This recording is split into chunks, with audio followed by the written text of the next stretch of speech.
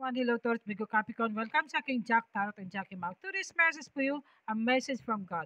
I hope receive you guys. If not, maybe next time, we will sinunod po yung pawang gabay lamang po ito na sa taas ang ating pagtiwala sa ating Panginoon at be reminded po sa aking mga readings at hindi po lahat makaresonate po. Okay? The two of swords, huwag ka daw magdadalawang isip sa anumang mga plano mo sa buhay, lalo na sa trabaho o sa family mo, lalo na sa financial. The seven of cups, ito ay over-analyzing, overthinking, at huwag ka daw masyadong overthinking kasi overthinking can happiness.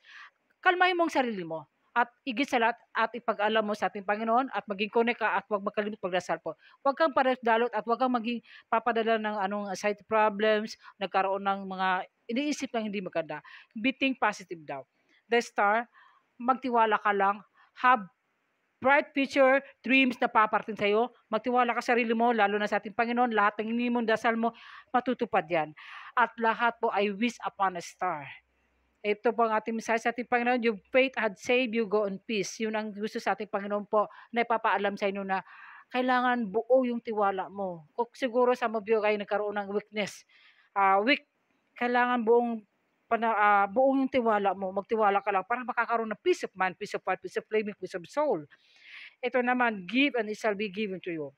Maging giver ka sa honor blessing at lahat yung may risk back yun ng binigay na ating biyaya sa ating Panginoon po. Huwag ka na mawala ng pag-asa. Kung ano man nawawala sa iyo, may babalik yun sa iyo. Ito naman po mensahe sa ating Archangel Lavender, prepare for soul healing to give and release everyone. Okay? Kailangan mo ng spiritual transformation, confession, forgive yourself, forgive each other, forget the past, at kailangan mo ng physical healing man body spirit at magdasal ka lang, huwag magkalimot pagdasal sa ating Panginoon, magtiwala ka lang, magkakaroon ng peace, ng buhay na mapayapa. At ito naman po the additional Oracles card, perfect timing, darating ito na perfect divine timing po.